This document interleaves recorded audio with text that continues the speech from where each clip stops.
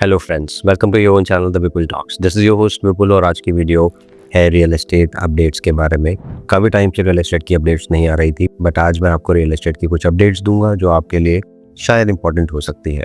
शुरू करने से पहले एक गुजारिश आपसे ये करूंगा कि अगर आप चैनल पे पहली बार हैं तो चैनल को सब्सक्राइब कर लीजिएगा और वीडियो लास्ट तक देखना, बिकॉज बहुत सारे इंपॉर्टेंट फैक्टर्स की डिस्कशन है इस वीडियो में।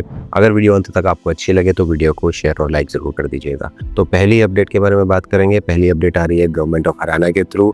गवर्नमेंट ऑफ हरियाणा ने नोटिफिकेशन जारी की है कि they are going to buy 17,000 acres of land in 36 villages of Gurgaon to form new sectors. तो 17,358 एकड़ का लैंड बैंक बाय करने को प्रपोज किया है हरियाणा गवर्नमेंट ने, ताकि गवर्नमेंट गुड़गांव में नए सेक्टर्स का निर्माण कर सके। अब there is a difference between procuring and acquisition. ये एक्विजिशन नहीं है, it is going to be a procurement, जिसमें लैंड विलेजर्स से बाय की जाएगी और एक जमाबंदी की साइट क्रिएट की गई है, जिसमें आप एज अ विलेजर अपनी लैंड वहाँ पे डाल सकते हैं खसरा नंबर के थ्रू, और वो आपको साइट बताएगी कि इस पूरी स्कीम में आपकी ज़मीन फॉल हो रही है या नहीं हो रही, और अगर फॉल हो रही है तो आपको इनविटेशन दिया जाएगा कि आप गवर्नमेंट के पास जाके एक एग्रीमेंट साइन करें, डिपेंडिंग अपॉन कि क्या वैल्यू आपको गवर्नमेंट से मिल रही है और क्या नहीं मिल रही। वैसे तो एक्विजिशन में ही इतना ज़्यादा टाइम लग जाता है, ये तो प्रोक्योरमेंट है।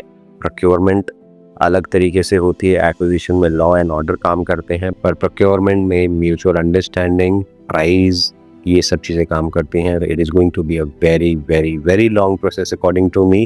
कमेंट सेक्शन में आप बता सकते हैं कि आपको क्या लगता है। दूसरी अपडेट के बारे में बात करूंगा। दूसरी अपडेट ये है कि सुप्रीम कोर्ट ने रियल एस्टेट रेगुलेटरी अथॉरिटी को रेप्रिमांड किया है और बोला है that this is a rehabilitation centre of developer, क्योंकि कोई भी बायर की से नहीं है रेरा में। कितने प्रोजेक्ट्स गुड़गांव में आए, कितने प्रोजेक्ट्स गुड़गांव में गए, कितने स्टॉल पड़े हैं, और रीसेंट डेज में भी काफ़ी सारे डेवलपर्स आए। मैंने भी काफ़ी ज़्यादा वीडियोस डाली। कुछ डेवलपर्स के, I wouldn't want to name them, वो आए, 3 महीने में बड़े बड़े प्रोमिसेस किए, पैसे इकट्ठे किए, फैंसी ब्रोशर्स दिखाए, बट अंत में दे आर ऑल डिसॉल्व्ड, वो सब गायब है।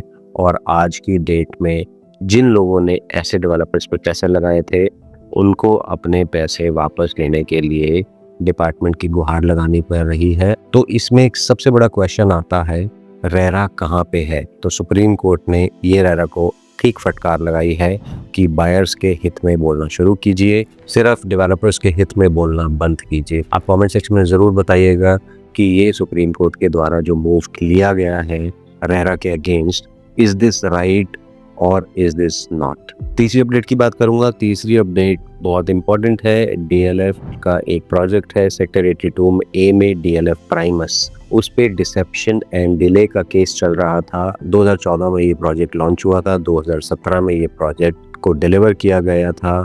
ओसी आने के बाद, कन्वेंस रीड होने के बाद, इसमें जितनी भी एमिनिटीज़ और फैसिलिटीज़ थी वो पूरी नहीं दी गई। 2 साल तक इलेक्ट्रिसिटी नहीं थी, 2 साल तक इसमें वाटर टैंकर्स के थ्रू आ रहे थे। तो कुछ रेजिडेंट्स ने डिसेप्शन एंड डिले का केस जारी किया था, और अब सुप्रीम कोर्ट ने ये case central bureau of investigation को दे दिया है। बहुत जल्दी प्रॉप शुरू हो जाएगी, because what was promised is not being delivered till date. तो आज की डेट में हम डीएलएफ जैसे डेवलपर की अगर ये बात कर रहे हैं, तो सोचिए आज जो छोटे डेवलपर्स हैं आपको इतने बड़े वायदे और इतने बड़े प्रोमिसेस कर रहे हैं, will they be able to deliver what they are promising you right now? So you have to be very very very intelligent in knowing that कि आज आप किस डेवलपर के साथ जा रहे हैं, और रेरा की नाकामयाबियों के साथ ब्रोशर में जो लिखा गया है क्या आने वाले टाइम में वो आपको डिलीवर होके मिलेगा भी सही कि नहीं मिलेगा। चौथी अपडेट की बात करूँ। दिल्ली सरकार, दिल्ली की CM Rekha Gupta 30% circle hike करने जा रही हैं बहुत जल्दी। लास्ट सर्कल रेट हाइक हुआ था दिल्ली में 2014 में, तब से लेके अभी तक कोई भी सर्कल रेट्स में इंक्रीमेंट नहीं देखने को मिला। तो इससे साफ पता चलता है कि आने वाले टाइम में at least for another 6 to 7 months Delhi की प्रॉपर्टी मार्केट थोड़ी सी स्टेगनेंट होने के कगार पे खड़ी हो जाएगी, but eventually it will bounce back, क्योंकि आज की डेट में कैटेगरी ए, कैटेगरी बी और कैटेगरी सी जितने भी दिल्ली के जोन्स हैं वहाँ पे जो प्रॉपर्टी मार्केट है वो सर्कल रेट से 50 to 90% हाई पे बिक रही है। सो सर्कल रेट बढ़ने के बाद प्रॉपर्टी मार्केट में थोड़ा सा स्टैग्नेशन ज़रूर आएगा। शायद हो सकता है उस लिहाज से गुड़गांव की तरफ इन्वेस्टमेंट या नोएडा की तरफ इन्वेस्टमेंट जाए दिल्ली की, बट ये ज़्यादा नहीं चलेगा 5 से 6 महीने के बाद। It will be absolutely normal. 5वीं अपडेट बहुत ज़रूरी है, बहुत इंपॉर्टेंट है। विलेजर्स, रेजिडेंट्स जो द्वारका एक्सप्रेसवे के हैं वो काफ़ी ज़्यादा परेशान है, क्योंकि 103 और 106 सेक्टर में डंपिंग यार्ड आने वाला है या आने वाला था या फ्यूचर में आएगा। ये एक बहुत बड़ा क्वेश्चन मार्क है, बिकॉज GMDA ने ये बोला है कि 103 और 106 सेक्टर में डंपिंग यार्ड आने की पूरी संभावना है। तो Dwarka expressway Gurugram development association पिछले कुछ दिनों से प्रोटेस्ट में है कि यहाँ पे डंपिंग यार्ड ना आया जाए, बिकॉज वैसे तो it is a state of art expressway, इतने $मिलियन यहाँ पे निवेश हो रहे हैं, इतने बड़े डेवलपर्स हैं।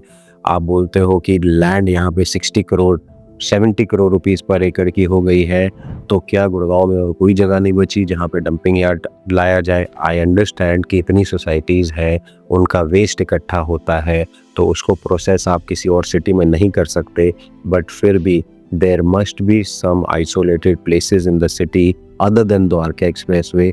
एक अच्छे ब्यूटीफुल इंफ्रास्ट्रक्चर के पास, एक अच्छे ब्यूटीफुल इंफ्रास्ट्रक्चर के बिल्कुल बीचों बीच अगर आप डंपिंग यार्ड क्रिएट करते हो, I think it will be a nuisance because it will trigger public health safety, it will trigger the air quality index of that particular area, और काफ़ी सारे हेल्थ कंसर्न्स बच्चों को, बूढ़ों को इससे काफ़ी ज़्यादा इफ़ेक्ट हो सकता है।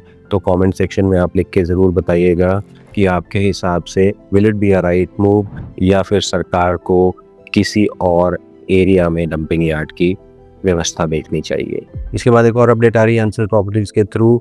आज से 30 साल पहले सेक्टर 58 से लेके सेक्टर 63 और सेक्टर 65 से लेके सेक्टर 67 तक अंसल्स ने जो प्रॉपर्टी एक्वायर की थी उसमें इरेगुलरिटीज पाई गई हैं और अंसल ग्रुप पे मनी लॉन्ड्रिंग का केस दर्ज हो चुका है, और अंसल प्रॉपर्टी की अराउंड 598 करोड़ की प्रॉपर्टी ईडी ने आज की डेट में सीज कर ली है। केस अभी बहुत लंबा चलेगा, आगे क्या होगा क्या नहीं होगा only the law body knows, और जैसे ही इस पर भी कुछ पुष्टि आएगी will definitely tell you about that. तो फिलहाल अंसल्स के थ्रू सिर्फ यही एक न्यूज़ आ रही है। 7वीं अपडेट आपको बताना चाहूँगा, गोल्फ कोर्स एक्सटेंशन रोड पे सोबा ग्रुप ने अपना प्रोजेक्ट का रेरा अप्लाई कर दिया है और बहुत जल्दी उसका रेरा आपको देखने को मिलेगा। और गोल्फ कोर्स एक्सटेंशन रोड पे it is going to be a game changer property because the price is very attractive, looking at the fact कि आने वाले टाइम में वहाँ पे उससे भी बड़े डेवलपर्स अपनी प्रॉपर्टी लेके आएंगे।